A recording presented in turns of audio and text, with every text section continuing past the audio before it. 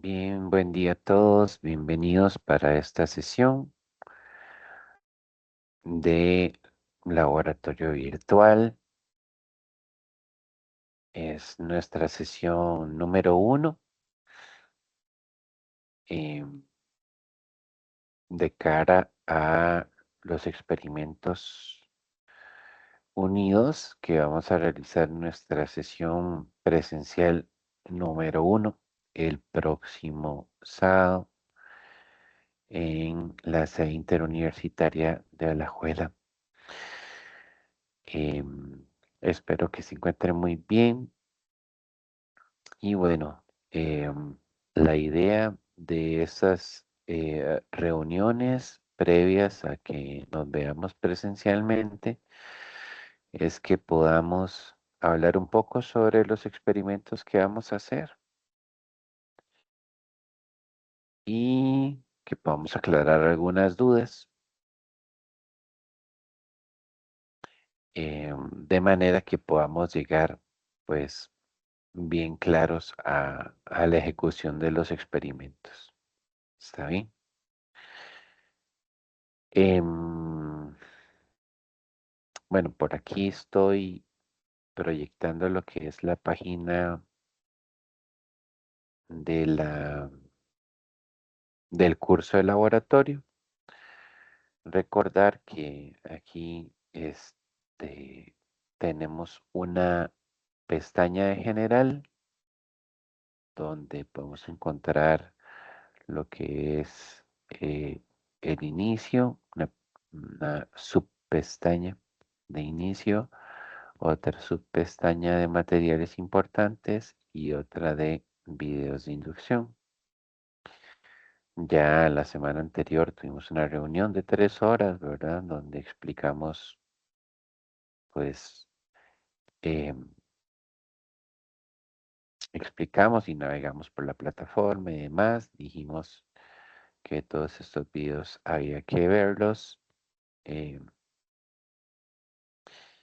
y también habíamos explorado esta pestañita que es la de materiales importantes. La orientación académica, que siempre la tenemos que tener muy presente.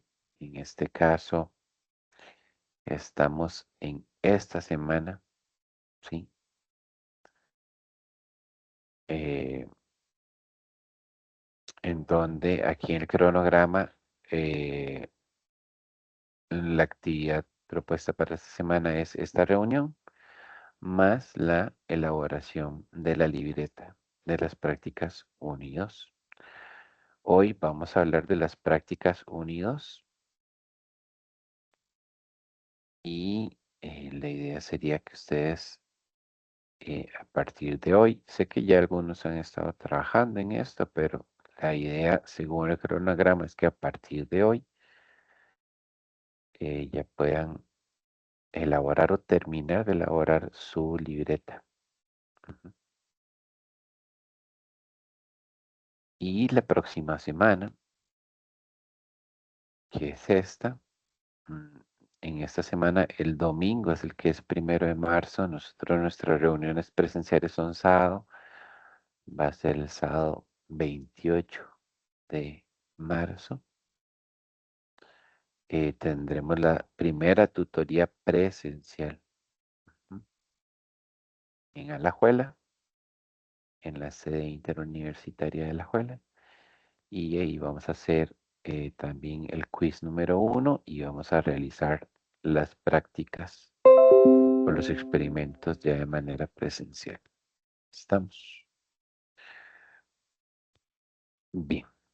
Entonces, usualmente yo lo que hago en estas clases es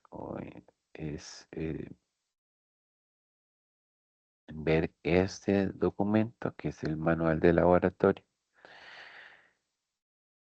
y conversar un poco sobre qué es lo que vamos a ejecutar eh, en el laboratorio. ¿Está bien? Pero tal vez antes de ir a ver lo que serían las prácticas 1 y 2, me gustaría dar un momento por si alguien tiene como alguna pregunta o alguna consulta general que quisiera realizar y pues tal vez antes de que veamos propiamente los experimentos podamos atender consultas generales. Entonces, eh, no sé, chicos, si alguien tiene algún comentario o alguna pregunta.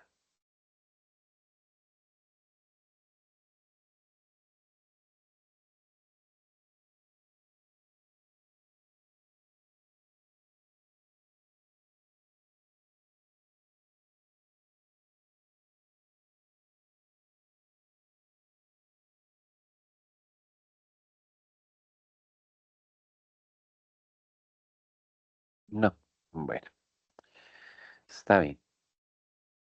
Entonces, bueno, la práctica número 1 eh, se titula Manejo básico del equipo de laboratorio y mediciones. Por aquí tenemos los objetivos de la práctica, los cuales son identificar el equipo básico de uso común en los laboratorios de química con el fin de manipularlo, reconocer los diversos instrumentos de medida e interpretar sus lecturas mínimas. 3. Aplicar medidas directas e indirectas y explicar el grado de precisión y de propagación de incertidumbre en los procesos de medición.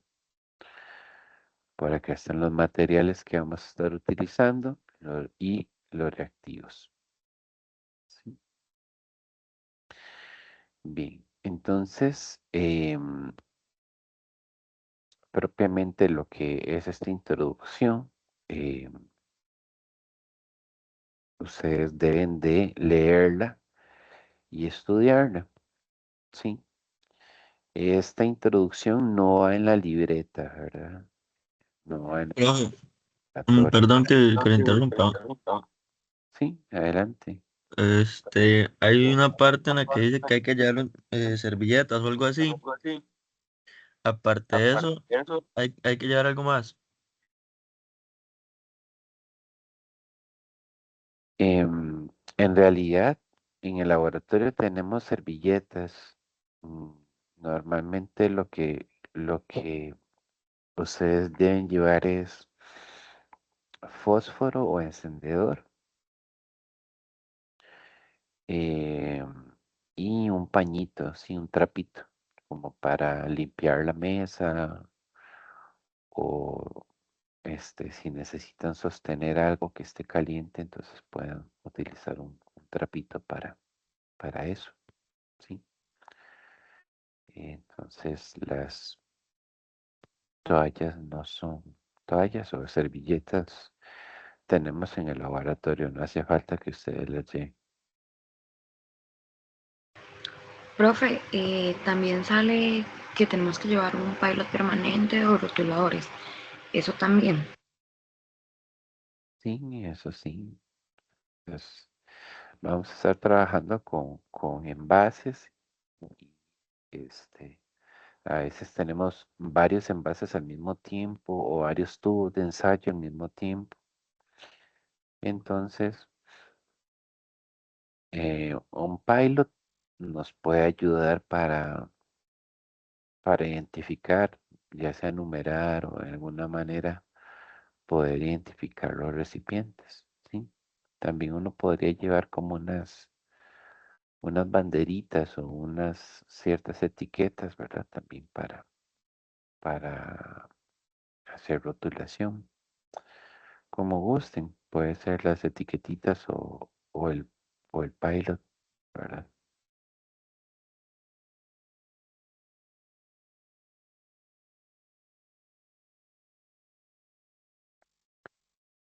Bueno, entonces, acá, ¿verdad? Siempre se va a encontrar una nota introductoria. La idea es que ustedes puedan leer y estudiar esa nota de introducción porque es como la base de lo que se va a tratar en el laboratorio. Ujú.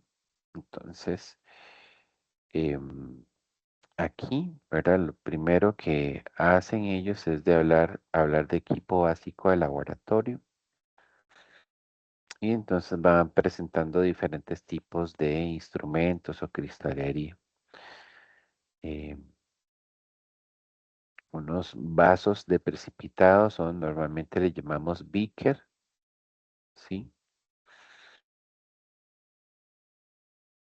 Los beakers son vasos de precipitados, ellos hay de diferentes tamaños, se usan para contener líquidos o puede contener también algún sólido, algún polvo, ¿verdad? Ellos traen aquí una graduación, como ustedes pueden ver, o sea, una cierta escala de volumen, pero realmente estos recipientes no se usan para medir, solamente se utilizan para contención, ¿sí? Para contención. Si yo necesito medir un volumen, seguramente lo necesitaré medir de manera exacta. Entonces, para eso voy a utilizar otro tipo de cristalería que está hecha para medir volumen de manera más exacta. ¿Sí? Porque esta escala de los Vickers es como aproximada, ¿sí? Es solo como para que uno tenga una guía de cuánto volumen contienen, pero no es exactamente como para medir con exactitud. ¿Sí? Pero son vasitos muy comunes que utilizamos en el laboratorio. Los tubos de ensayo también, ¿verdad? Son eh, tubitos para contener muestras líquidas o de polvos, ¿verdad? Para poder observar o para poder eh, ver a pequeña escala ciertas características. Ujú. Tenemos lo que son los matraz o su nombre mm, conocido que es Erlenmeyer, ¿verdad? Erlenmeyer. Estos son parecidos a los Vickers, pero tienen un cuellito cónico. Entonces, eso sirve mucho como para cuando uno quiere agitar el líquido que está aquí adentro. Ahora, si uno hiciera eso en un Vicker, correría el riesgo de que se le derrame, ¿verdad? Por darle giro al material, que se le podría derramar, ¿verdad? O salir. Pero con el cuellito cónico ese efecto se neutraliza y entonces uno puede literalmente, de hecho la formita cónica también permite que uno pueda agarrarlo mucho más fácil con la mano y girarlo, ¿verdad? Girarlo con una buena velocidad sin que se salga el líquido del recipiente. También tienen una escala ellos aquí, pero tampoco lo usaríamos como para medir con exactitud, ¿verdad? Buretas, que son como unos tubitos largos, esos sí se emplean eh, eh, para medir volumen. Tienen normalmente una llavecita en uno de sus extremos. Esa llave uno la gira para que el líquido baje, ¿verdad? Y uno tiene un control de cuando quiere abrir o cerrar. Entonces, son muy buenas para cuando uno quiere descargar cantidades más exactas. Ujú. Tenemos los embudos, que son pues como los embudos que tenemos en casa, ¿verdad? Es para verter algo con cuidado hacia un recipiente, ¿verdad? Dirigir el líquido hacia un recipiente. Los embudos suelen utilizarse con papel filtro, ¿verdad? Este papelito blanco que se muestra aquí en el dibujo es un papel filtro. Normalmente se dobla para que tenga forma de cono y que justamente sea la forma del embudo. Entonces uno pasa el líquido a través del embudo, pero con el papel filtro para que si tiene sólidos no solubles queden en el papel. ¿Sí? Espátulas, ¿verdad? Son para tomar muestras. Pisetas, que son frascos exprimibles. O sea, estos frasquitos son flexibles, entonces uno los aprieta y el líquido sale por la boquilla. Normalmente se usan como para completar volúmenes o también para lavar, ¿sí? Para hacer lavados. Porque al apretarlo, pues sale con cierta presión el agua y es muy bueno. Balanzas. Las balanzas son instrumentos para medir.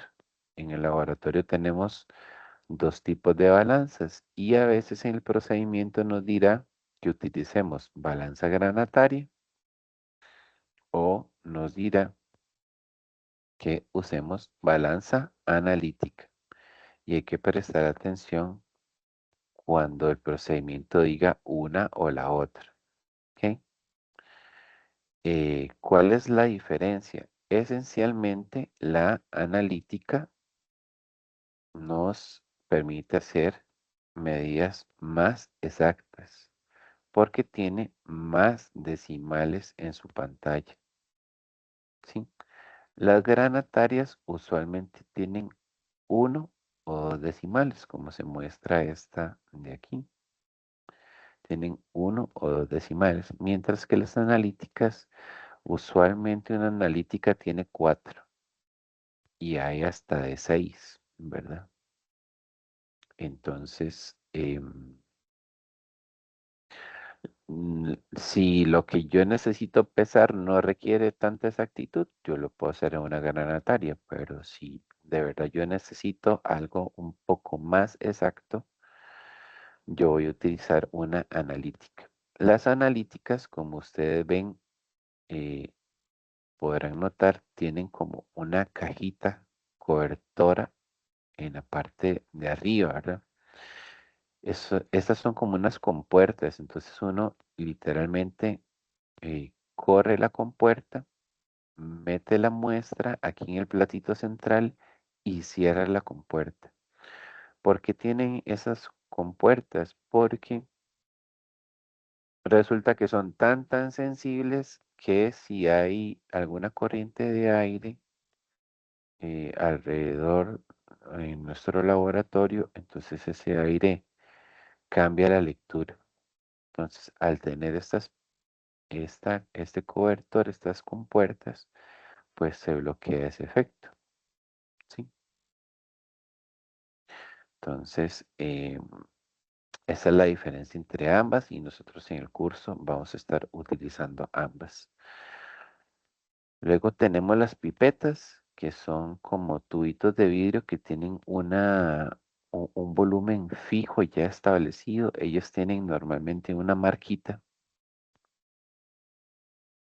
Vamos a hacer esto un poco más grande. Las pipetas tienen una marca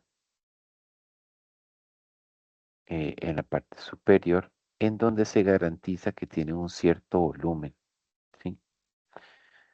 Eh, entonces sí, son instrumentos para medir volumen con mucha exactitud. Y también tenemos las probetas que son como unos cilindros que tienen acá una base. La graduación tiene una cierta graduación. Esto sí es más exacto que los beaker, pero no tan exacto como las pipetas o las buretas. Pero sí, si no necesitas mucha exactitud, pues es un instrumento que nos ayuda a medir un volumen de manera rápida y cómoda, ¿sí? Si notan, hay instrumentos que se llaman parecido, era probeta, pipeta, piseta, bureta. No tengo idea de por qué se les ocurrió ponerles nombres tan parecidos, ¿verdad? Pero es lo que es, ¿verdad? Así son, esos son los nombres y tenemos que acostumbrarnos a ellos y obviamente que entre más usemos los instrumentos, más nos familiarizaremos con sus nombres. Pero sí, inicialmente uno, eh, recuerdo yo mi tiempo de estudiante iniciando laboratorio y confundiéndome, ¿verdad? Llamándolos por nombre, un nombre equivocado porque son nombres parecidos. ¿No? Y bueno, esos son como los instrumentos, algunos de los instrumentos que hay en el laboratorio. Luego acá nos habla acerca de eh, la parte de mediciones. ¿Sí? Realmente, cuando nosotros hacemos una medición, las mediciones tienen tres componentes. Una es la magnitud, ¿ok? Que es propiamente el número que el instrumento le da a uno, ¿verdad? Si yo pongo eh, una muestra de sal en una balanza y la balanza me dice que tengo 25.10 gramos, esa es la magnitud, ¿sí? Ese 25.10, ese número es la magnitud, ¿ok? Ahora, además de magnitud, también las mediciones tienen que tener unidades, porque si a mí me preguntan, ¿cuánto pesa esa muestra? Y yo digo, esa muestra pesa 33. Ese número, ¿verdad? Es una magnitud 33. Si yo no digo cuáles son las unidades, no sirve para nada en ciencias, ¿sí? Yo en una medición yo tengo que decir 33 gramos, 33 onzas, 33 kilogramos, 33 toneladas. Tengo que acompañar mi medición con las unidades para que tenga un sentido científico, para que se pueda utilizar de manera científica, ¿sí? Entonces, siempre que yo mido, voy a tener el número que me arroja el instrumento y tengo que tener las unidades correspondientes. Y algo muy importante que siempre acompaña a las mediciones es algo que le llamamos incertidumbre, ¿sí? Incertidumbre. ¿Qué es la incertidumbre? Ok, lo podemos explicar de esta manera. Yo cuando utilizo un instrumento, ese instrumento no es absolutamente perfecto. O sea, por ejemplo, aquí que estaban haciendo esta medición y les dio 2510. Puede ser el instrumento más sofisticado, puede ser de la NASA, ya de los laboratorios más avanzados, que todo instrumento de medición, incluso en los laboratorios más avanzados, tiene incertidumbre, que es algún grado en el que no se conoce con exactitud el valor. ¿Ok? Por ejemplo, aquí nos ponen en este ejemplo que la incertidumbre, que normalmente se pone así con el símbolo más menos, ¿verdad? Ese símbolo más menos va acompañado después del valor de la incertidumbre. ¿Qué significa que este instrumento me dé a mí un valor de 25.10? Eso es lo que significa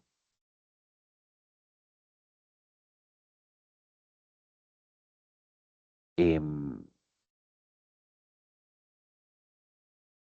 es que la incertidumbre sea 0.01 significa que en realidad, o sea, aunque el instrumento me dice a mí que eso es 2510, en realidad podría ser 25.09 o 25.11. ¿Sí? ¿Por qué 0.9? Porque este 2510 le resto 0.01.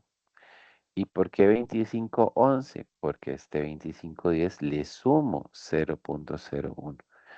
Entonces, lo que me dice normalmente el fabricante de instrumentos de medición es, mira, cuando vos leas 2510, yo no te puedo asegurar que en verdad el valor es 2510, pero lo que yo sí te puedo asegurar es que el valor verdadero está entre 2509 y 2511.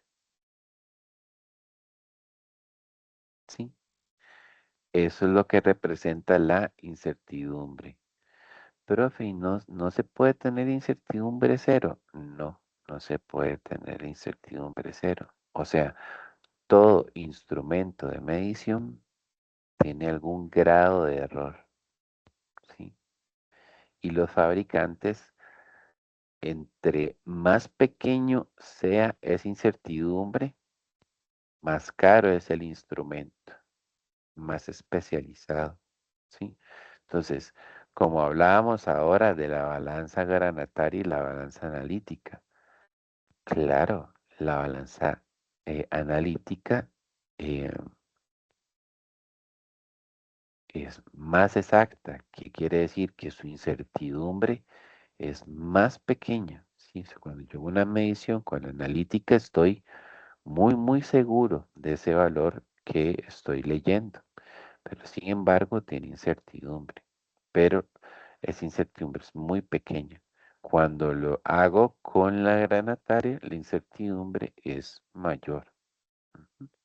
Y para darles un ejemplo, digamos, una balanza granataria puede costar unos $200, mientras que una balanza analítica puede costar unos $6,000.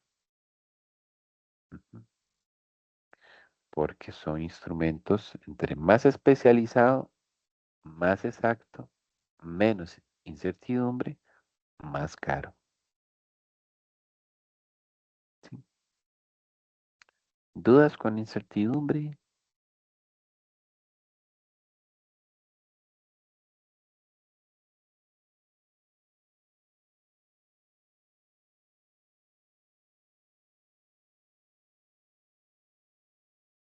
Bueno,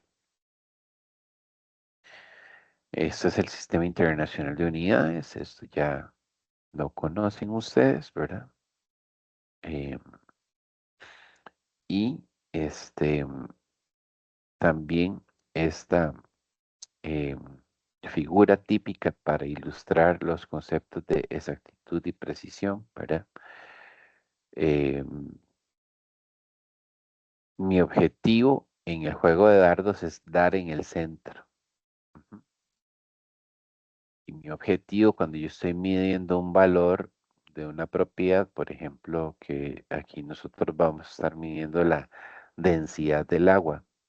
Ya se sabe que la densidad del agua es 1.00. Entonces, yo lo que quiero es ir al laboratorio, medir la masa del agua, medir el volumen del agua, hacer la división de masa entre volumen para calcular la densidad. Y yo lo que quiero al hacer eso es que el valor obtenido me dé 1.00 y si no, muy cerca de él. ¿Sí? O sea, cuando yo digo que yo quiero estar cerca del valor verdadero, quiere decir que yo quiero ser exacto o quiero que mi medición tenga exactitud. ¿Sí?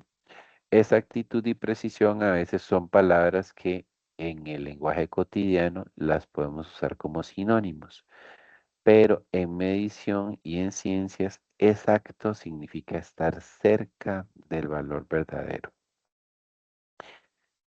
Por otro lado, preciso o ser preciso eh, en mediciones a lo que se refiere es que cuando yo repito un proceso de medición y realmente en ciencias y en análisis químico es muy común que uno haga muestras por triplicado, ¿verdad? Se le llama. O sea que uno repite el análisis o la medición 3 veces.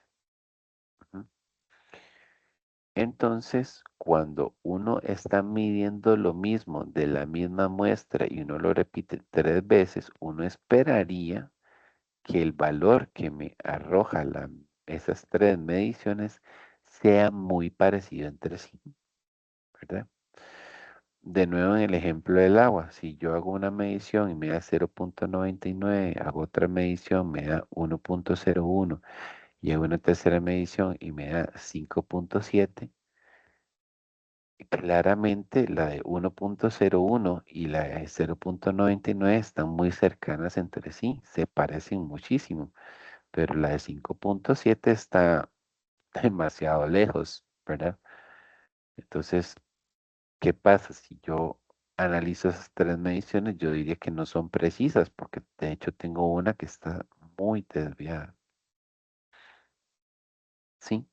Entonces, yo en ciencias también cuando yo repito una medición, yo quiero que los resultados obtenidos se parezcan entre sí. Y cuando los resultados se parecen entre sí de varias mediciones repetidas, a eso le conocemos como precisión, ¿sí? Entonces, ¿qué es más importante en el laboratorio, ser preciso o ser exacto? La respuesta es que es muy importante ser las dos. O sea, yo tengo que hacer mediciones que estén cerca del valor verdadero, lo cual significaría que tienen exactitud. Pero también yo no me voy a quedar solo con una medición, yo voy a repetirlo al menos 3 veces. Y en esas repeticiones yo querré que mis valores obtenidos sean muy parecidos entre ellos, lo cual significaría que tengan precisión.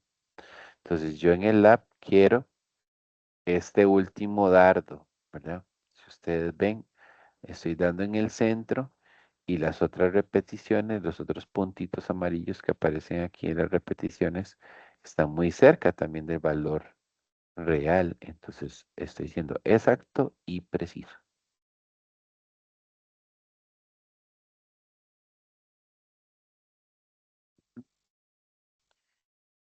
Bien, por acá tenemos unas ecuaciones que se utilizan para medir la precisión.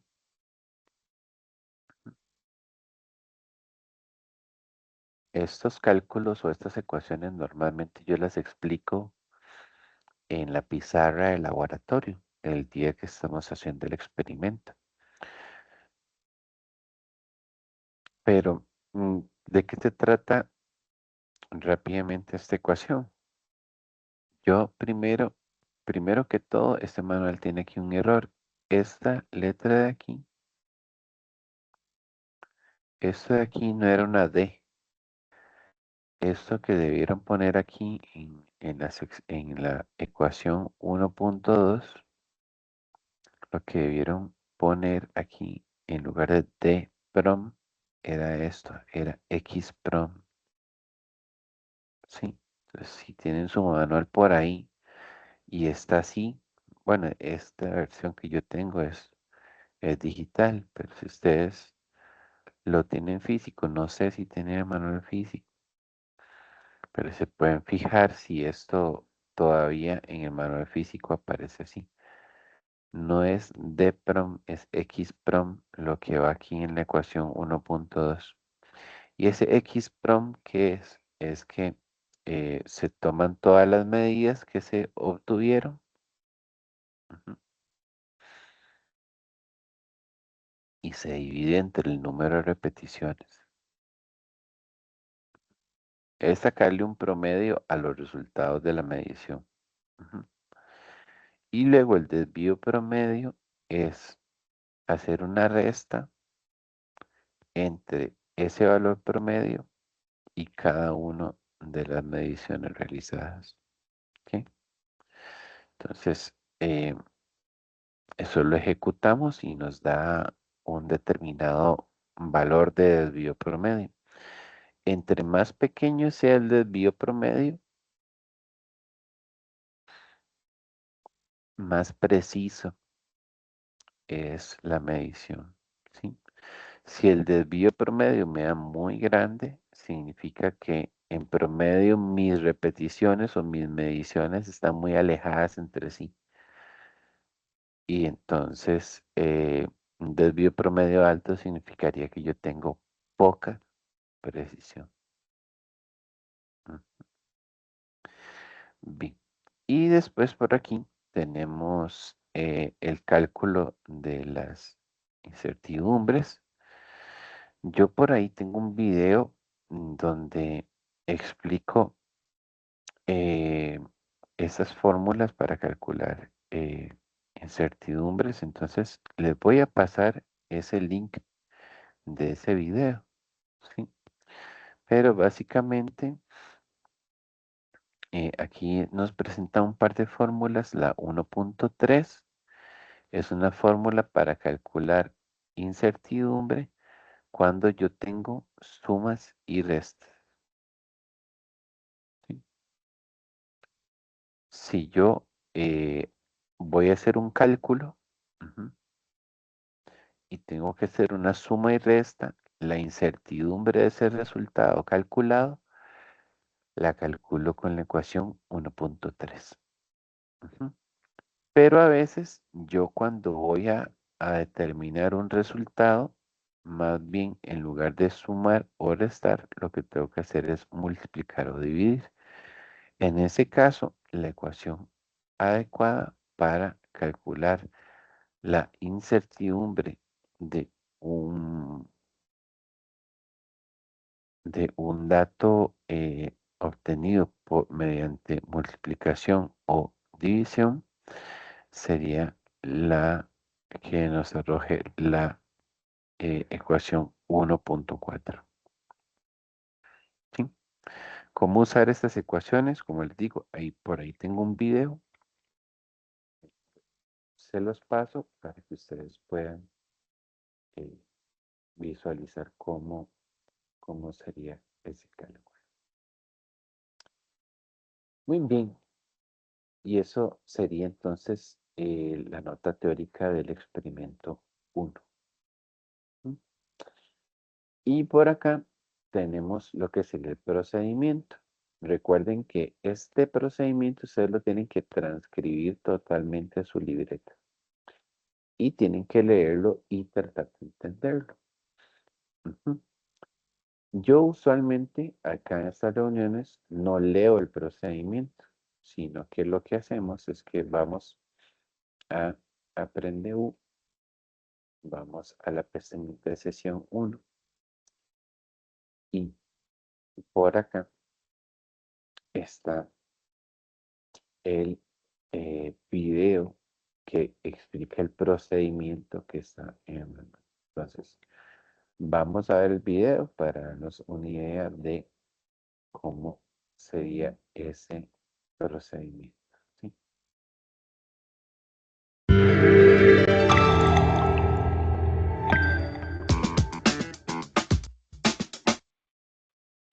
Si escuchan el audio, ¿verdad?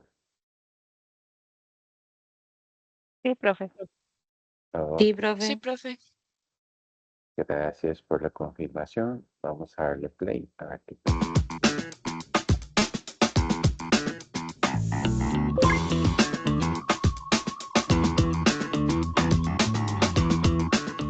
Bienvenidos al Laboratorio de Química de la UNED. En esta ocasión realizaremos la práctica de laboratorio denominada Manejo básico de equipo de laboratorio y mediciones. El objetivo general de esta práctica es aplicar mediciones directas e indirectas utilizando equipo de laboratorio y el cálculo de incertidumbres.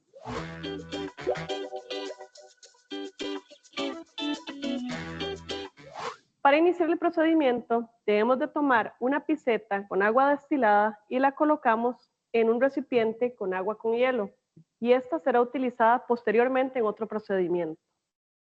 Ahora realizaremos la determinación de la densidad de un sólido regular. Primeramente debemos de tomar un vidrio reloj y lo colocamos sobre la balanza. Debemos anotar la masa junto con su incertidumbre.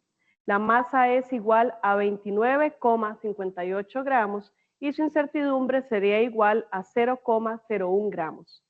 Luego colocamos el sólido regular sobre el vidrio reloj y obtenemos una nueva masa que es igual a 60,65 gramos y su incertidumbre sería igual a 0,01 gramos.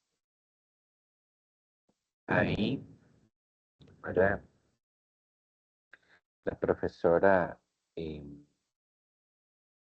está haciendo un par de mediciones, ¿verdad? Primero mide el vidrio del reloj y después mide el vidrio del reloj junto con el cilindro, cilindro metálico.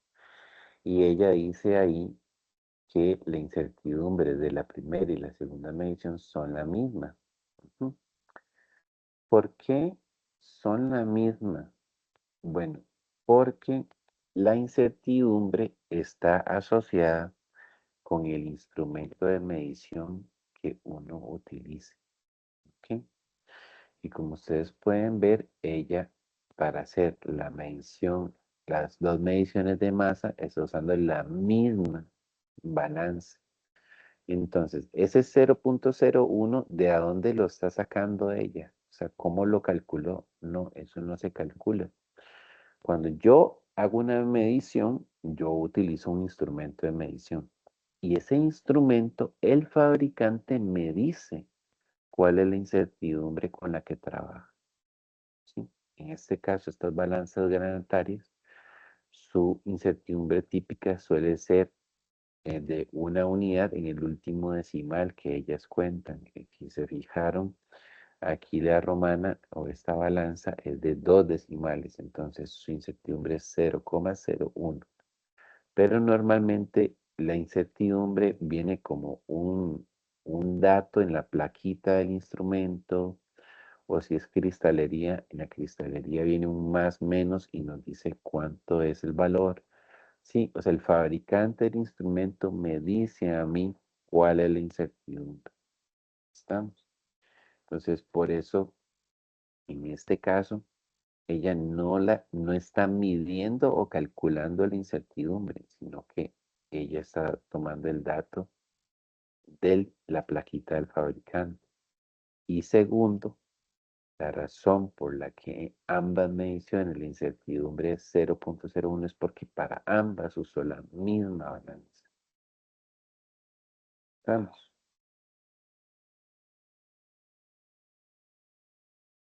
Con estos datos podemos determinar por diferencia la masa del sólido regular junto con su incertidumbre. Ahora determinaremos Ahora, ella dijo ahí también que podemos determinar la masa por diferencia del sólido, ¿verdad? Vean que aquí ella pone el platito, ¿ok? El platito pesaba como 29, luego pone el cilindro encima del platito y ahora la lectura es mayor, es 60, ¿verdad? Entonces, si yo necesito solamente la masa del cilindro, ¿qué tendría que ser?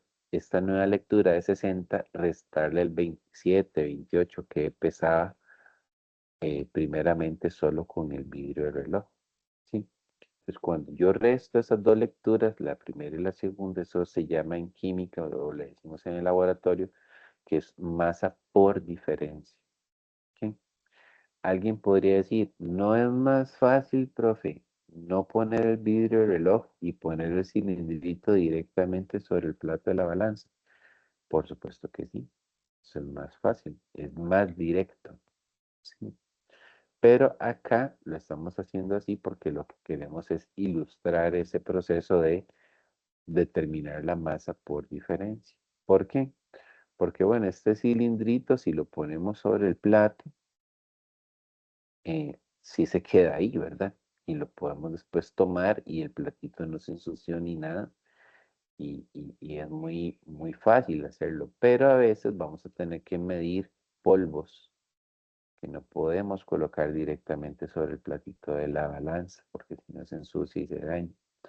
O todavía peor, a veces necesitamos medir la masa de líquidos y yo no puedo, bueno, tirar el líquido sobre la romana porque la voy a dañar. Yo tengo que poner primero un recipiente contenedor y dentro del recipiente contenedor tengo que poner el líquido. Entonces, el peso del líquido va a ser un peso por diferencia, porque yo tendría que pesar primero cuánto pesa el recipiente contenedor y luego ver cuál es la lectura después de que yo le haya colocado el líquido adentro y Ahora sí, la masa del líquido que va a estar adentro es la resta de ambos valores. ¿Estamos? Entonces, claro, aquí tal vez se ve como muy obvio que sea más fácil poner el cilindrito directo, pero de nuevo, lo que queremos es inducirlos a ustedes a este procedimiento de que yo voy a hacer un pesaje por diferencia muchas veces en un laboratorio de química. Muchas veces tengo que hacerlo en esa manera. El volumen del cilindro. La altura es de 20, Sí. Ahí van a medir el volumen de un cilindro. Vamos a aprovechar que el cilindro tiene una forma regular para medir su altura y su radio. Porque si recuerdan, el volumen de un cilindro, ¿verdad? Si recuerdan geometría básica y cuerpos sólidos básicos, el volumen de un cilindro es pi por radio al cuadrado por la altura. Entonces, como eso es un cilindro, vamos a medir la altura, que es lo que ella está haciendo aquí. Ese instrumento con el que ella está midiendo, si ven, no es una regla convencional, eso se llama vernier, o también se le acostumbra a llamar pie de rey. ¿Sí? Tiene aquí un par de pincitas, por decirlo así. Aquí tiene un par de pinzas. Y lo que uno quiere medir se prensa entre las pinzas. ¿Sí? En este caso, este pie de rey es digital. Entonces, este prensado que uno hace aquí, entre más abierto o más cerrada tenga una de esas pincitas, aquí el relojito o el indicador va a ir cambiando. ¿Sí? Aquí también este instrumento, si ven arriba dice mm y dice inch. ¿Ok? ¿Eso qué es? Bueno, son milímetros y inch es la palabra que se usa en inglés para decir pulgada. Entonces este instrumento tiene aquí un botoncito celeste para uno cambiar el display del resultado de milímetros a pulgadas. Aquí, como ustedes pueden ver en este extremo del display dice mm, o sea que este 20.04 son milímetros. ¿Ok? Ahora, el volumen uno normalmente lo da en centímetros cúbicos, porque centímetros cúbicos es equivalente a mililitro. Entonces, aquí ustedes pueden ver que este 20.04 milímetros, ella lo divide entre 10, o sea, este 20.04 se divide por 10 para obtener 2.004, pero ahora centímetros. ¿Sí? Recuerden que de milímetros a centímetros uno lo que hace es dividir por 10. Y la incertidumbre, que era 0.01, también se divide entre 10, entonces ahora es 0.001. Estamos. Aquí lo que están midiendo es el largo o la altura del cilindro. Le faltaría determinar el diámetro o el radio, ¿verdad? Para ya poder complementar la fórmula pi por radio al cuadrado por la altura. 0,04 milímetros. Ahora medimos el diámetro del cilindro. Es de 14,89 milímetros. Vean cómo mide el diámetro, ¿verdad? Le dio vuelta al cilindro, ¿sí? Ya no a lo largo, sino como decir, a medirle el ancho al cilindro, pero no se dice ancho, ¿verdad? Ese ancho es el diámetro, ¿sí? Igual lo prensa en la pincita, ¿verdad? Lo talla y esa distancia entre las dos pincitas, el dispositivo lo presenta aquí en el display, ¿verdad? 14,89 milímetros. Dividido entre 10 sería 1.49, ¿no? O 1.489 centímetros. Ese es el diámetro, ¿verdad? Si yo voy a utilizar en la fórmula pi por radio al cuadrado por la altura, recuerden que el diámetro es el doble del radio, ¿verdad? O al revés, el radio es la mitad del diámetro. Entonces, yo este número 1.489 lo debería dividir por 2 para, eh, para tener el radio. También en la fórmula, ¿verdad? Que utiliza diámetro para calcular el volumen del cilindro. Entonces, si tenemos esa fórmula, pues no habría necesidad de sacar el radio. La incertidumbre del instrumento de medición es de 0,01 milímetros. Ahora, con los datos obtenidos anteriormente de la masa junto con esos del volumen, podemos aplicar la fórmula de densidad y determinarla para este sólido regular.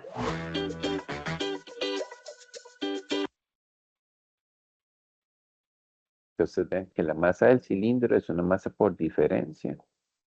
¿Okay? Aquí les da 3107. Luego el volumen del cilindro, como les decía, pi por radio al cuadrado por la altura. Si uno usa, sin lugar del radio al cuadrado, uno usa el diámetro, sería pi por el diámetro al cuadrado dividido entre 4 por la altura. ¿Verdad? Cualquiera de las dos fórmulas da lo mismo. ¿Sí?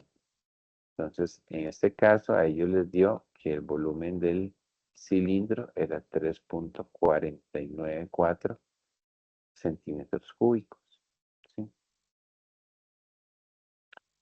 Algo que es muy importante aquí, vean que tanto la masa del cilindro como el volumen del cilindro no fueron datos medidos, sino que fueron datos calculados. Y vean que los datos calculados también tienen incertidumbre. ¿Todo bien? Digamos, este volumen del cilindro 3.494 tiene incertidumbres más o menos y aquí ponen 0,005. Entonces, ¿de dónde salían las incertidumbres de las masas que vimos al principio? Salían de lo que el fabricante de la balanza decía que era la incertidumbre. Pero como yo estoy haciendo una medición, mi incertidumbre viene del instrumento de medición. Es diferente cuando uno está haciendo un cálculo. Aquí, tanto la masa del cilindro como el volumen del cilindro son cálculos. Entonces, en ese caso, la incertidumbre también tiene que ser calculada. ¿Y cómo se calcula? Con las fórmulas que ya dijimos que venían en el manual y que yo dije que les voy a enviar un video en donde explico cómo usarlas. ¿Está bien? Pero sí tenemos que tener presente eso en el laboratorio. Si yo mido, la incertidumbre viene del instrumento. Pero si yo calculo, la incertidumbre es un cálculo también. ¿Estamos? Y si en ese cálculo es suma o resta, como lo estamos viendo aquí, es suma o resta, la masa del cilindro era suma o resta, entonces el cálculo tiene una fórmula para suma o resta. Pero en el caso del volumen del cilindro es un producto. Entonces, cuando es multiplicación o división, la fórmula para calcular la incertidumbre es diferente. ¿Estamos? El cálculo de las densidades y sus correspondientes incertidumbres se les explicará con detalles durante la sesión de laboratorio. Aquí, como ya ellos tenían la masa y el volumen, pues la densidad, ¿verdad? La fórmula de densidad es masa entre volumen. Entonces, la masa del cilindro se divide entre el volumen del cilindro y eso les dio 8.89. Esa incertidumbre que ellos ponen aquí al final, ¿es medida o es calculada? Esa incertidumbre debe ser calculada. ¿Sí? ¿Por qué? Porque este 889 no es que ellos lo midieron, no, este 889 salió de un cálculo de dividir 3107 entre 3.49. ¿Sí?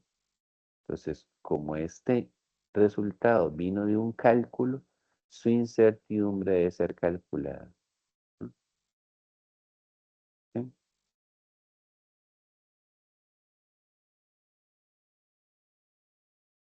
dudas, chicos?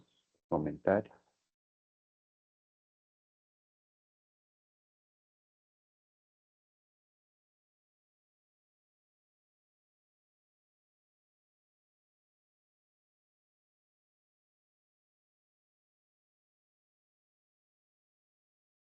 Sí.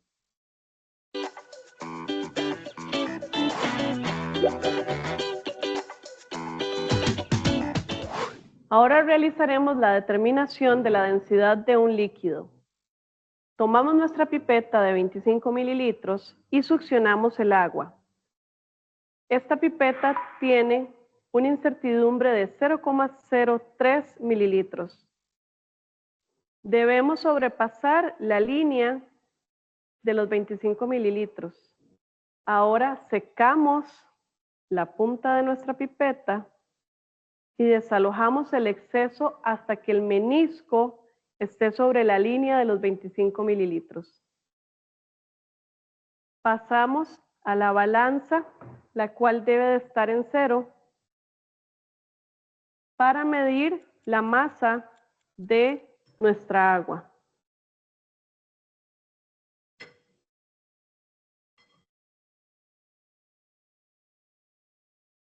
Dejamos acá nuestra pipeta por unos 10 segundos y tenemos una nueva lectura en nuestra balanza, que es de 24,97 gramos. La incertidumbre de la balanza es 0,01 gramos. Debemos recordar medir la temperatura de esta agua.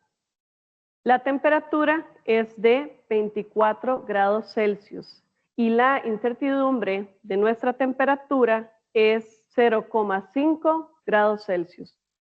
Con estos datos de la masa y del volumen podemos determinar la densidad de un líquido. El cálculo de las densidades y sus correspondientes incertidumbres se les explicará con detalle durante las... Entonces ahí igual, ¿verdad? Se determina el volumen viene por la pipeta, ¿verdad? O sea, el líquido que subió por la pipeta llega hasta la marquita de aforo, ya justo esos son los 25 mililitros.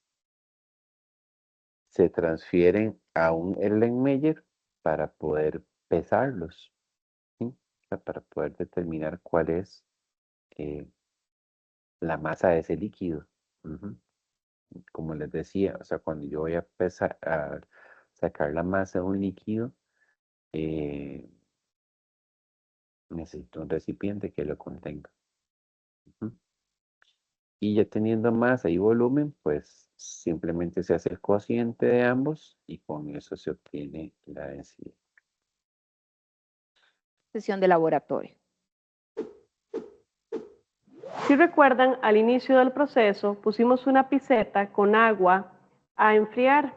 Vamos a tomar esta pipeta y vamos luego a tomar una alícuota de 25 mililitros para hacer la medición de la densidad de un líquido frío. Y ahora realizaremos la medida de la masa con nuestro líquido frío. Ahí, ¿verdad, chicos? El tubito este de vidrio se llama pipeta, ¿sí? Ella tiene una marquita de aforo. Esto que está aquí arriba es una bombita de succión. Coloquialmente le llamamos en el laboratorio pera, ¿sí? No tiene forma de pera, pero alguien dijo que se llamaba pera y entonces en el laboratorio le decimos succionador o pera, ¿sí? Entonces ahí, aquí en video no lo muestran exactamente, pero en el laboratorio vamos a ver cómo se utiliza, ¿sí? En realidad no es muy difícil, pero sí tiene como su truco, ¿verdad? Entonces, esto se utiliza normalmente para cuando uno va a tomar una alícuota. Ella dijo esa palabra, ¿verdad? Alícuota. De las palabras que a veces solo aparecen en química, ¿verdad? Alícuota es cuando uno toma una muestra, cuando uno tiene un recipiente que tiene un líquido y uno va y toma una muestra exacta, una muestra con un volumen exacto para pasarlo a otro recipiente. Eso se llama tomar una alícuota. ¿Ok? Entonces, lo que ella hace es que con la bombita de succión sumerge la punta de la pipeta en el líquido para que el líquido empiece a subir por aquí. Llene la pipeta hasta la marca de aforo y ya ahí estaremos seguros de que tenemos el volumen exacto. ¿Sí?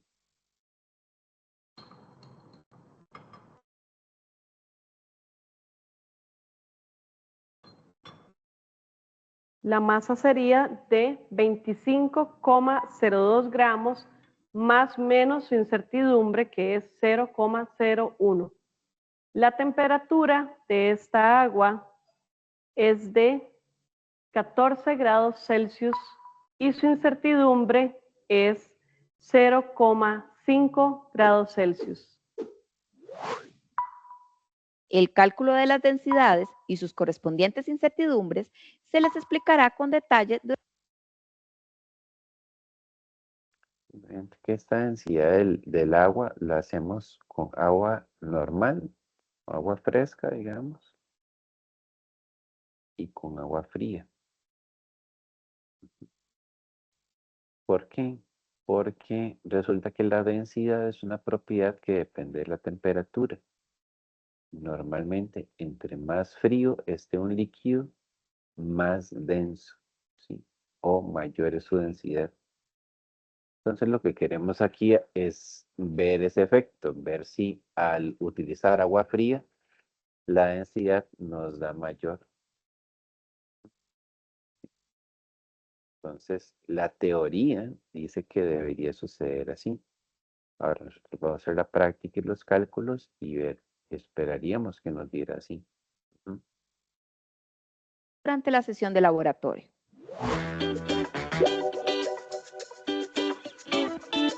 Ahora realizaremos la medición de un sólido irregular. Hemos medido previamente 24,71 gramos de hierro. Recuerden la incertidumbre de la balanza, que es de 0,01 gramos. Vamos a verter este sólido irregular en nuestra probeta que tiene previamente 20 mililitros de agua.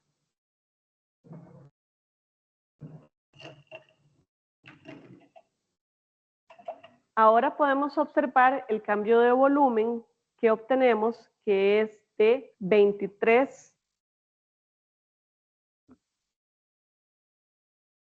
Este procedimiento se llama sólido irregular, ¿verdad? Si recuerdan, el primer procedimiento que se hizo era del sólido regular. ¿Por qué le llaman regular? Porque es un cilindro. Sí, es una forma geométrica conocida. Y sabemos que su volumen es pi por radio al cuadrado. ¿Ok? Pero a veces tenemos sólidos que no tienen una forma geométrica que uno conozca cuál es su fórmula para calcular el volumen. Entonces, una manera típica de encontrar el volumen de un sólido irregular o un sólido con una forma no definida es lo que hicieron aquí.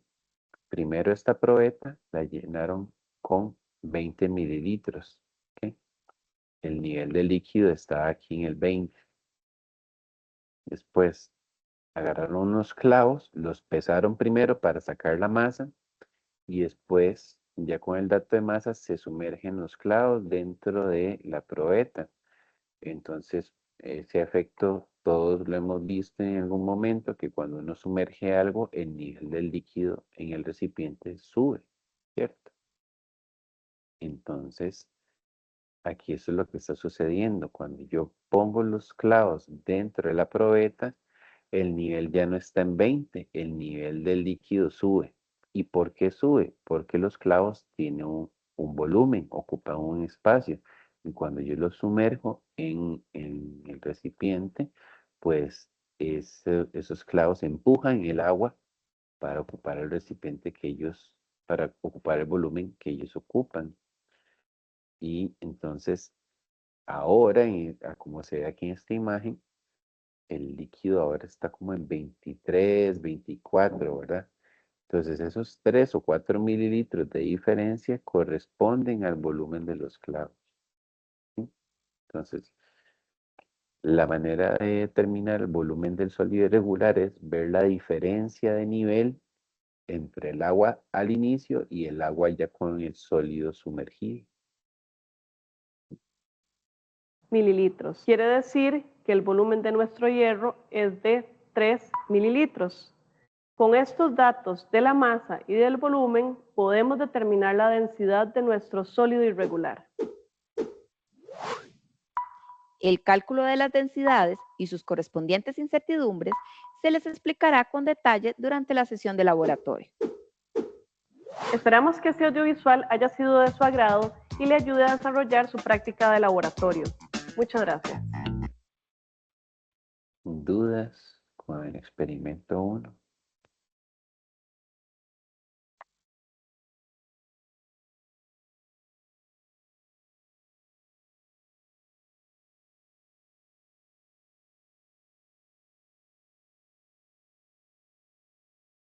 Profe,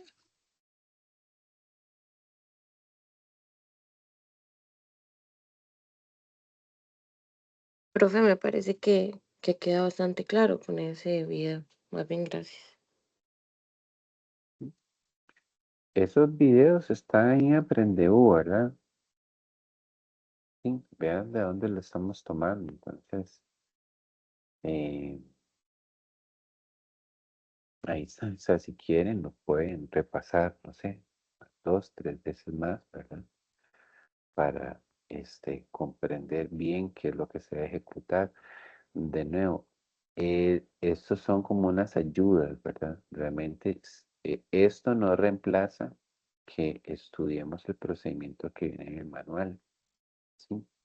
Porque el procedimiento del manual es más exhaustivo, ahora viene más detallado. Esto como era un video, la intención era hacer algo cortito, ilustrativo, pues no es tan detallado como el manual.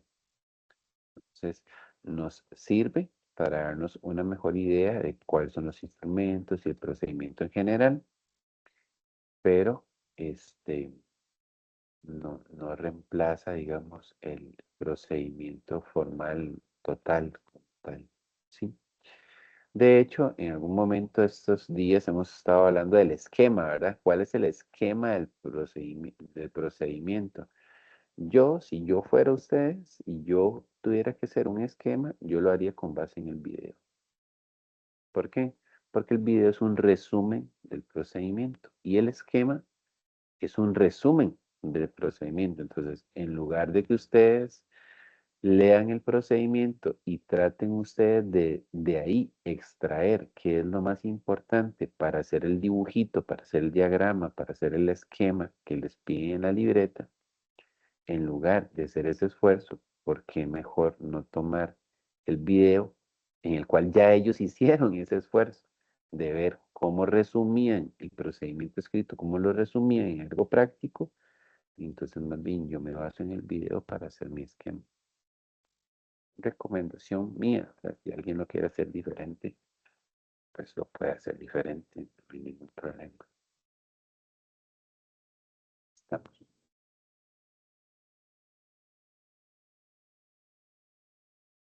Muy bien. Y bueno, nosotros vamos a tener un segundo experimento.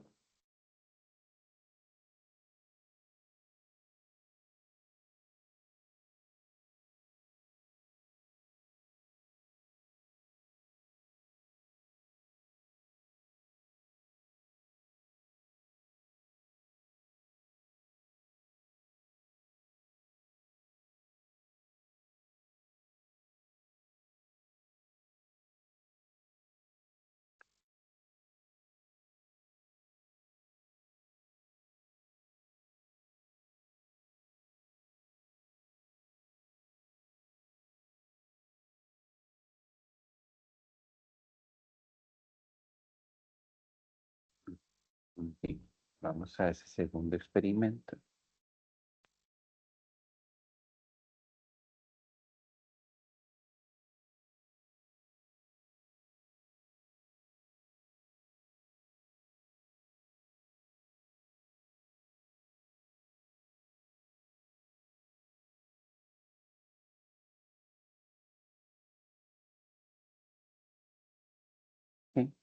que es clasificación de la materia y técnicas de separación. Algo muy importante es que recuerden que después de que hagamos el laboratorio, ustedes van a tener que hacer una actividad que se llama reporte de laboratorio. ¿Sí? El reporte, aunque nosotros hagamos dos prácticas, la práctica 1 y la práctica 2,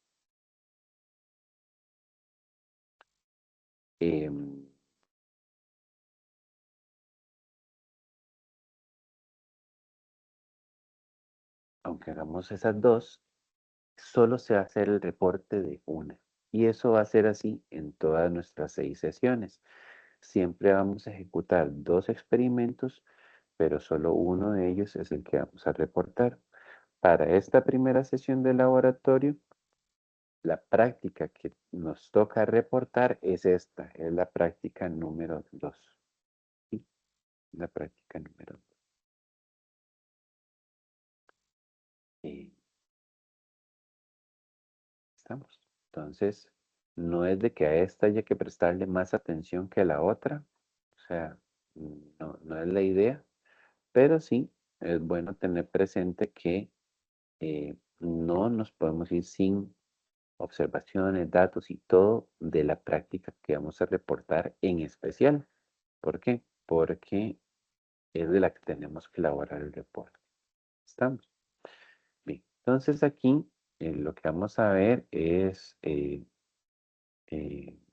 objetivo es que entendamos que hay elementos compuestos y mezclas, y otro de los objetivos es ejecutar procedimientos de separación de mezclas. Por aquí los materiales, los reactivos.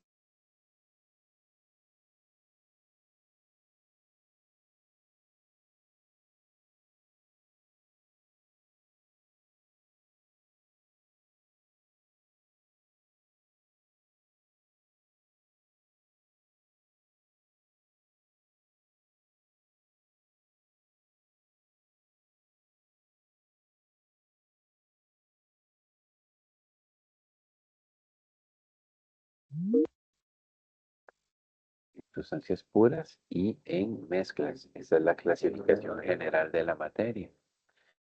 Dentro de las sustancias puras tenemos los elementos y los compuestos. Y dentro de las mezclas tenemos las mezclas homogéneas y heterogéneas. ¿Sí? Y bueno, esto de aquí son cosas que ya hemos hablado en el curso de teoría, ¿verdad? Bien. Ya aquí nos hablan acerca de las técnicas de separación. Entonces, como yo les he mencionado también en otras oportunidades, en la naturaleza nada está puro, todo está mezclado. Cualquier cosa que ustedes piensen, si cualquier materia prima de la naturaleza no viene pura, no viene con pureza. Ejemplos típicos, el aire, ¿verdad? Yo sé que algunos de ustedes viven en lugares muy lindos, ¿verdad? Y a veces la gente dice, ay, aquí sí el aire sí es puro, ¿verdad? Entonces, sí, claro, lo que quieren decir es que no tienen la contaminación del smog y los carros de la ciudad, ¿verdad? Pero en realidad, siendo estrictamente congruentes con los términos que se usan en química, el aire no es una sustancia pura. Aunque estemos en el campo y ahí no haya contaminación, el aire no es puro, no es una sustancia pura, porque el aire tiene nitrógeno, oxígeno, argón y tiene otros gases disueltos. ¿Ok? La sustancia pura está formada solamente por un tipo de elemento. ¿Ok? Estamos. Muy bien. Entonces, por ejemplo, ahorita que hablé del aire, ¿verdad? Hay industrias que necesitan solo nitrógeno. Si ellas tienen algún porcentaje de oxígeno en el aire que usan, se les dañan sus productos. solo necesitan nitrógeno. ¿Verdad? Hay otras aplicaciones o otras industrias donde más bien lo que necesitan es que todo lo que se suministre sea oxígeno, o sea, que no lleve argón ni nitrógeno. Entonces el oxígeno es muy importante obtenerlo puro. Y otras aplicaciones, otras industrias donde es súper importante y valioso tener argón de alta pureza, o sea, argón sin los otros dos componentes del aire. Sí, entonces, de natural, bien, yo tengo mezclas en la naturaleza, pero yo tengo que aplicarle operaciones o técnicas de separación para poder obtener los componentes puros o en un alto grado de pureza. ¿Sí? Nadie Profe, disculpe, Ajá. es que no sé si es solo a mí, pero si está compartiendo pantalla no se ve como un fondo blanco. No sé si soy solo yo. Está Yo sí veo. compartiendo, yo también. Yo sí la veo. Ok, ok, soy yo entonces. Gracias. Voy a ver qué hago. Lo que no se ve es, creo que si el profe está compartiendo la cámara, eso sí no se ve. Mm, ok. Bueno, gracias ahí por el detalle. Sí, sí, estamos aquí en la página 21 del manual, ¿verdad? Em, bien, entonces, las disoluciones son mezclas homogéneas y también tenemos mezclas heterogéneas, mezclas donde se distinguen las partes o no se han mezclado muy bien los componentes. Son dos eh, técnicas que tenemos, ¿verdad? Dos tipos de mezclas que tenemos, perdón. ¿Qué operaciones de separación hay? Uy, hay muchísimas. Hay muchas técnicas de separación. Muchas de ellas dependen de eh, cuál es el origen de la mezcla. O sea, si la mezcla es una mezcla de sólidos, si yo lo que tengo más bien es un líquido disuelto en un sólido, o si yo tengo un gas mezclado con otro gas.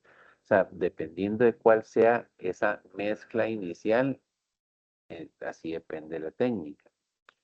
Y la otra cosa también es que em, em, también depende de las propiedades físicas, ¿verdad? Algunas técnicas se basan en que algunos de los componentes sea insoluble y algunas técnicas se basan en que uno de los componentes tengan diferentes puntos de fusión o diferentes puntos de ebullición y así, ¿verdad? Se han desarrollado técnicas que permitan separar gracias a alguna propiedad distinta. ¿Ok? Entonces nosotros aquí lo que vamos a estudiar o lo que vamos a ejecutar en este experimento es una operación que le llamamos filtración. Ella lo que hace es utilizar un medio filtrante, ¿sí? Sea un papel, en este caso vamos a utilizar un papel filtro, le llamamos. Es un papel gruesito que tiene un micraje o una separación entre, bueno, unos poritos muy, muy, muy pequeños. Permiten que pase líquido, pero polvos o sólidos finos que estén suspendidos en el líquido no los deja pasar. Entonces la filtración es útil cuando yo quiero separar un sólido de el líquido donde ese sólido está. Pero la clave para que la filtración funcione es que ese sólido no debe ser soluble en el líquido donde está. ¿Sí? Aquí nosotros, por ejemplo, vamos a separar el carbón. Vamos a tener una mezcla de carbón y de sal. Esa mezcla de carbón y sal la vamos a poner en agua y vamos a revolver. Pero de los dos, el carbón no se disuelve en agua, mientras que la sal sí. Entonces, cuando yo ese nuevo líquido lo paso por el filtro, el agua pasa. Y como la sal estaba disuelta en el agua, la sal también se va junto con el agua. ¿Sí? El carbón, como no se disolvió, es el que queda en el filtro. ¿Sí? Entonces, si yo quisiera separar la sal de esa agua por filtración, no me es posible porque la sal es soluble. ¿Lo ven? Entonces, dependiendo de las propiedades físicas de mi mezcla, es que yo puedo escoger una operación u otra. ¿Sí? Entonces, la filtración me queda genial de película porque el carbón es insoluble. Entonces, el líquido que va a atravesar el papel filtro y que lo vamos a recolectar en otro recipiente, ese líquido contiene agua y contiene la sal disuelta. Entonces uno diría, bueno, y ahora si ya separé el carbón y tengo ese nuevo líquido, pero de todas maneras me interesa separar la sal de esa agua, ¿qué podría ser? Ya sabemos que filtrar más no me va a servir. Entonces resulta que cuando uno tiene una sal disuelta en agua, yo tengo dos posibilidades. Hay una técnica que se llama evaporación. La evaporación es que yo tenga una mezcla de sal y agua, ¿verdad? O una mezcla de un sólido disuelto en agua y yo la empiece a calentar. Cuando yo la empiezo a calentar, el agua se empieza a evaporar y el sólido que está disuelto en el agua se queda en el fondo del recipiente. Entonces, de esa manera yo logro eliminar el agua porque el agua se va a gaseosa y lo sólido me queda. Ujú. Otra alternativa parecida es ejecutar una operación que se llama cristalización.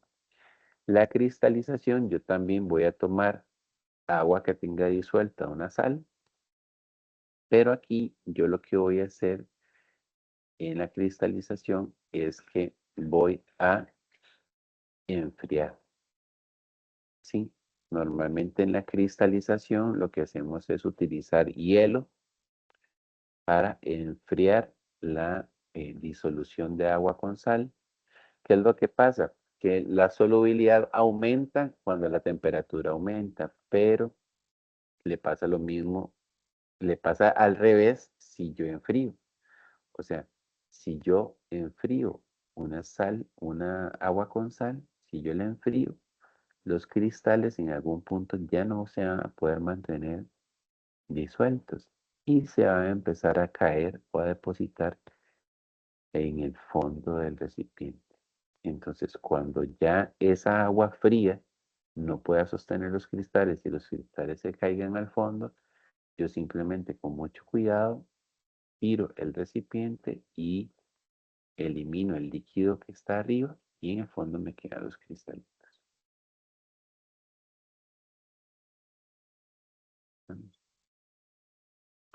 Entonces, esas son las tres técnicas de separación que vamos a estar utilizando. ¿Sí? Para el procedimiento, igual, léanlo aquí, ¿verdad? Transcriban todo ese procedimiento al manual, perdón, a la libreta y estudien bastante ese procedimiento. Pero, a manera de resumen, tenemos el video por acá correspondiente a este laboratorio. Entonces, vamos a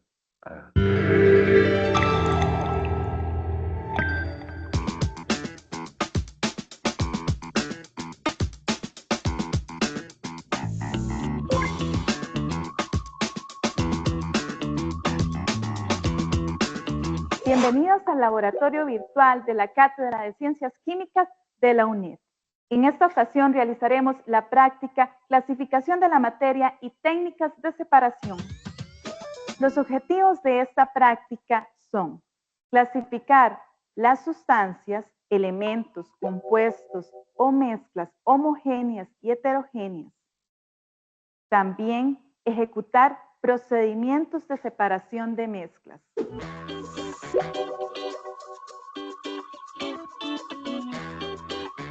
Para esta práctica, los materiales que vamos a necesitar son los siguientes: aceite vegetal, azufre, sacarosa, zinc, grafito. Además, vamos a necesitar mezcla de nitrato de potasio y carbón activado, probeta, espátula, vidrio reloj, beaker, cápsula de porcelana, plantilla de calentamiento,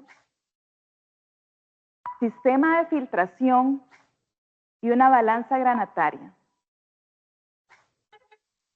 Primeramente, vamos a utilizar diferentes sustancias, tanto líquidas como sólidas, para poder determinar propiedades físicas como lo son el color, el olor y el estado de agregación. Tenemos el aceite vegetal, tenemos el azufre, la sacarosa, el zinc y el grafito. Ahora vamos a determinar la solubilidad de estos compuestos. Para ello, vamos a colocar con una espátula en un tubo de ensayo una punta de espátula de cada uno de ellos. Seguidamente, vamos a añadir 2 mililitros de agua destilada en cada uno de los tubos de ensayo para evaluar la solubilidad. Y así sucesivamente con todos los tubos de ensayo. Evaluaremos la solubilidad. Aceite vegetal, azufre, sacarosa, zinc,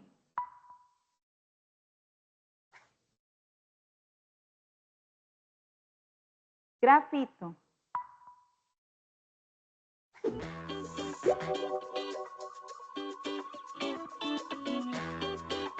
a continuación, realizaremos una serie de técnicas de separación.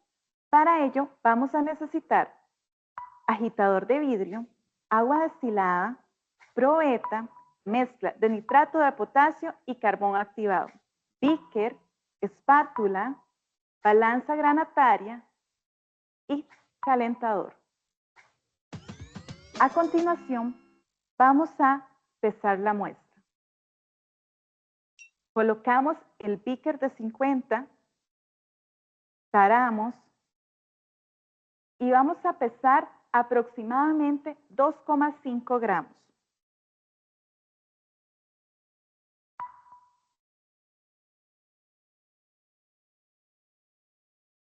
Procederemos a añadir 10 mililitros de agua destilada.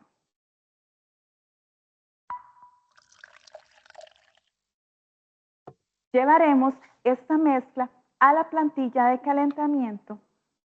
Elevaremos la temperatura hasta 100 grados y agitaremos constantemente por 5 minutos. Luego de finalizados los 5 minutos de calentamiento, vamos a proceder a llevar la mezcla al equipo de filtración. En la filtración, las partículas sólidas son retenidas por un material poroso. En nuestro caso, utilizaremos el papel filtro. Hay varias formas de doblar un papel filtro. Utilizaremos la más sencilla. Consiste en doblar a la mitad el papel filtro, nuevamente a la mitad. Abriremos uno de sus lados para colocarlos en el embudo. Vamos a humedecer con una piseta que contiene agua destilada el papel filtro para que se adhiera a las paredes del embudo.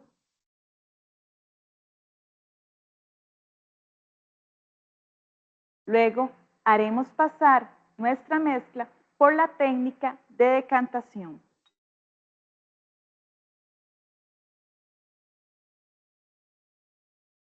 Vamos a proceder a realizar unos lavados al beaker con 2 mililitros de agua.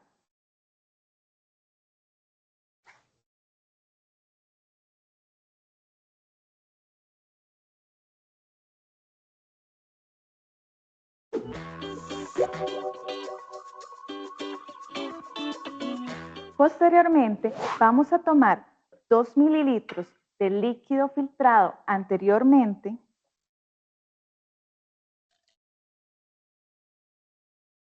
y lo colocamos. Si ven, chicos, entonces acá, ¿verdad? En el filtro, de hecho quedó de color negro el filtro, ¿verdad? Y eso es porque el carbón es insoluble y, y es gruesito, entonces no pasa a través de los poros del papel. Y si ustedes ven, lo que se colecta aquí en el fondo es totalmente transparente. Si recuerdan, la mezcla que se vertió al embudo era totalmente negra, ¿verdad? Porque el carbón estaba no manchando, digamos, o no soluble en todo el recipiente original, pero sí estaba como suspendido por todas partes. Entonces se veía como una mezcla muy oscura, pero después de filtrar, vean que lo tenemos totalmente transparente. Entonces, aquí lo que tenemos en este beaker de colección aquí, después del filtro, es el agua con el nitrato de potasio. Sí, el nitrato de potasio es soluble en agua y él se encuentra, él pasó el filtro y se encuentra aquí, ¿verdad? Haremos en una cápsula de porcelana. Llevaremos esta cápsula de porcelana a una plantilla de calentamiento.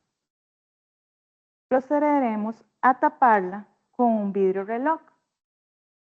Vamos a evaporar hasta la temperatura de ebullición del disolvente. Luego de finalizada la evaporación del disolvente, vamos a retirar el vidrio reloj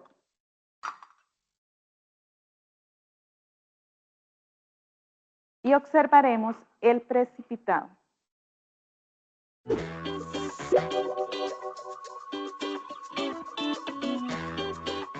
Ahora aprenderemos la técnica de cristalización.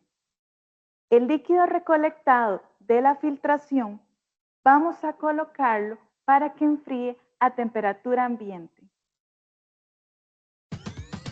Luego de transcurrido el tiempo en que el beaker con el filtrado llegó a temperatura ambiente, vamos a transferirlo a un baño con hielo. El baño con hielo es una proporción de hielo y agua para obtener los cristales de nitrato de potasio. Luego de transcurrido el tiempo de cristalización, se van a poder observar los cristales de nitrato de potasio.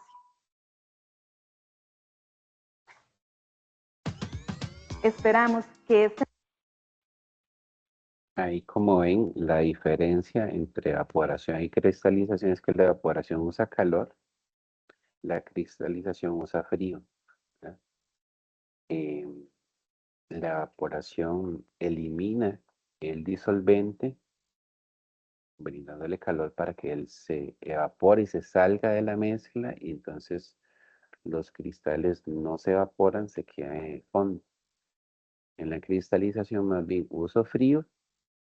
¿Por qué? Porque cuando yo enfrío un disolvente, su capacidad para sostener materiales disueltos disminuye y entonces los cristales se van para el fondo, ¿sí? Entonces son dos técnicas diferentes. Mm, podría pensarse que es un poco más costosa tal vez, ¿verdad? Hablando de costos, un poco más costosa la evaporación porque el agua, para evaporar agua se necesita mucha energía, mientras que para enfriarla no tanto.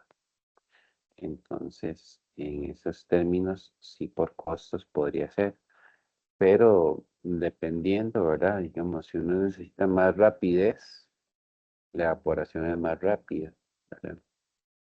Eh, pero también la calidad de los cristales, la forma que tengan los cristales, la pureza, es mejor en la cristalización porque es más lenta, ¿verdad? Entonces, ahí también entran otros factores de escogencia a la hora de que uno diga, bueno, ¿qué técnica voy a utilizar?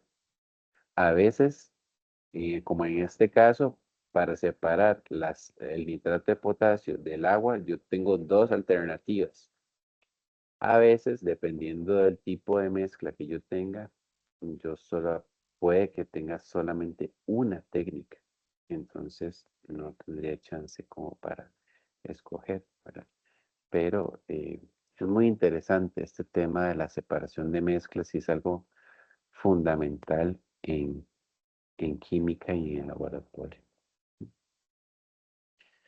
¿Dudas, chicos, respecto a este segundo experimento o respecto al primero?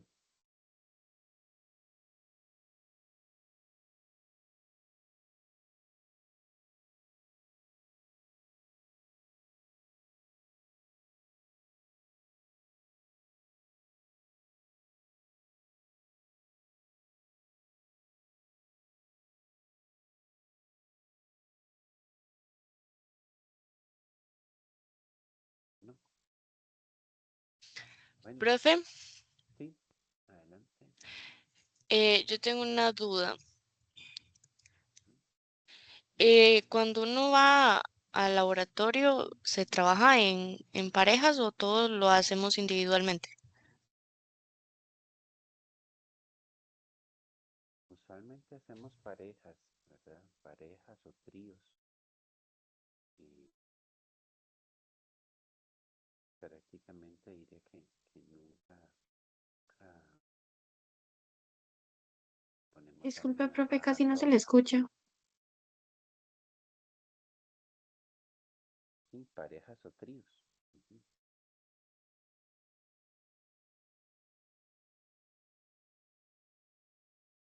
Profe, yo tengo otra duda también.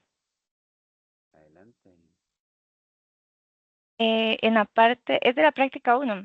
En la parte, es que yo estaba logrando la libreta y en la parte última de cálculos hay que dejar un espacio, digamos, eh, grande. Es que yo lo que hice fue en una hoja, en la parte de los cuadros, tengo un cuadro ahí pegado y puse las observaciones y cálculos. Entonces no sé si está bien, digamos, el espacio.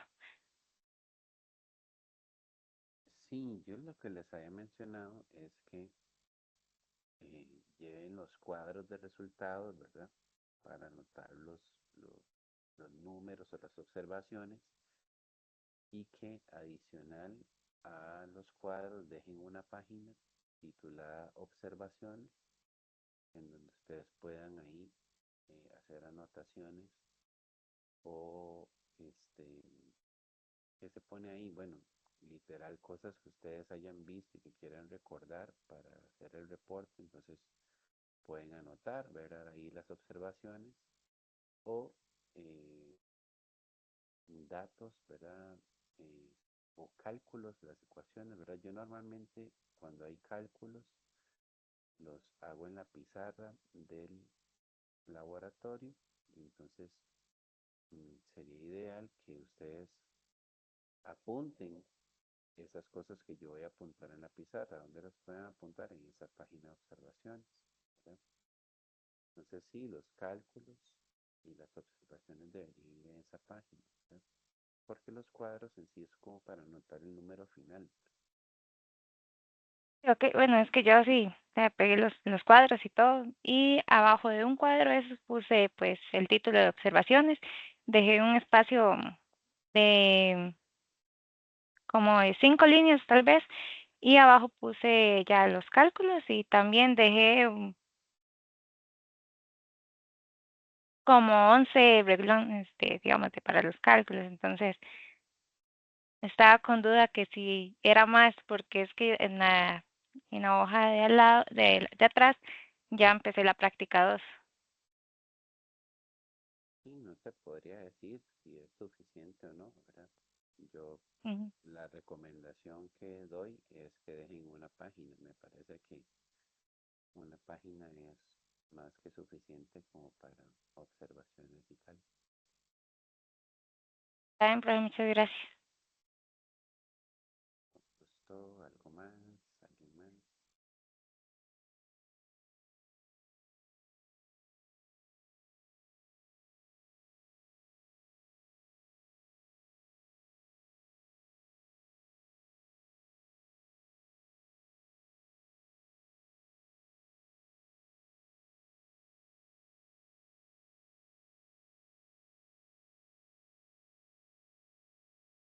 Bueno, entonces, esta sería la reunión de hoy, ¿verdad?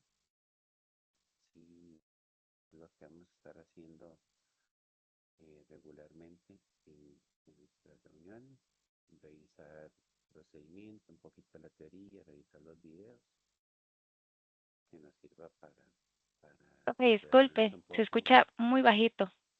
Sí, profe, casi, mejor dicho, no se le escucha.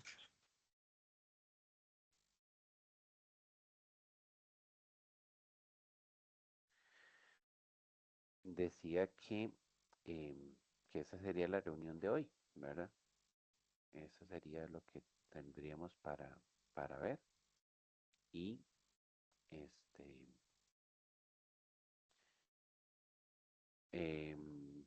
nos veríamos entonces el próximo sábado. Cualquier cosa, si de aquí al próximo sábado hubieran dudas, comentarios, alguien todavía estuviera como con alguna duda del procedimiento o de la libreta, pues me pueden escribir por WhatsApp, ¿verdad?